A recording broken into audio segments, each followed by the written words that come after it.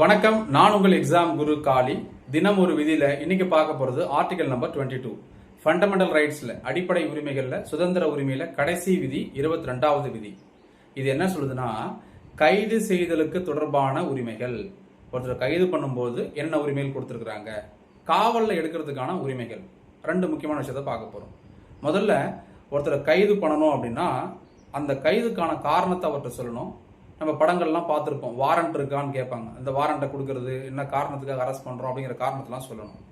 அடுத்தது, அவர் குற்றமே பண்ணியிருந்தாலும் அவர் என்ன பண்ணலாம்னா ஒரு அட்வொகேட், வழக்கறிஞரை வைத்துக் கொள்ளலாம்.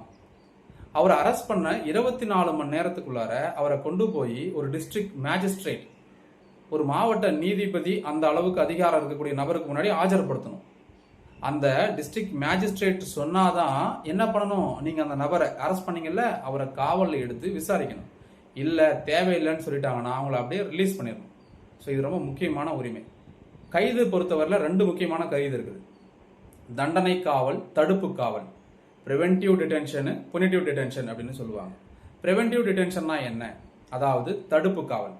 ஒரு விஷயம் தப்பு நடக்கிறதுக்கு முன்னாடியே தடுத்து நிறுத்துறது, அதுதான் இந்த தடுப்பு காவல்னு சொல்லுவாங்க, ப்ரிவென்டிவ் டிடென்ஷன்.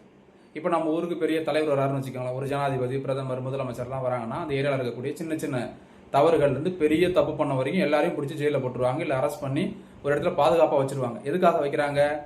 எந்த ஒரு அசம்பாவிதமும் நடக்காமல் இருக்கணும், முன்கூட்டியே அரெஸ்ட் பண்ணி வைக்கிறாங்க. இதுக்கு பேர் தான் ப்ரிவென்டிவ் டிடென்ஷன், தடுப்பு காவல். தண்டனை காவல்னா தப்பு பண்ணி அவன் என்ன பண்ணுறது, அரெஸ்ட் பண்ணி ஜெயிலில் வைக்கிறது. இது தண்டனை காவல், புனிட்டிவ் டிடென்ஷன் அப்படின்னு சொல்லுவாங்க. ரெண்டு முக்கியமான காவல். இந்த கிளாஸ்ல நீங்க நிறைய விஷயங்கள் தெரிஞ்சிருப்பீங்கன்னு நம்புறேன். மறக்காம இந்த வீடியோவை உங்க ஃப்ரெண்ட்ஸ் எல்லாருக்குமே ஷேர் பண்ணி விடுங்க. மறக்காம நம்ம சேனல்ல சப்போர்ட் பண்ணுங்க, அப்போதான் இன்னும் அதிகமான வீடியோஸ் உங்களுக்கு வரும். தேங்க்யூ.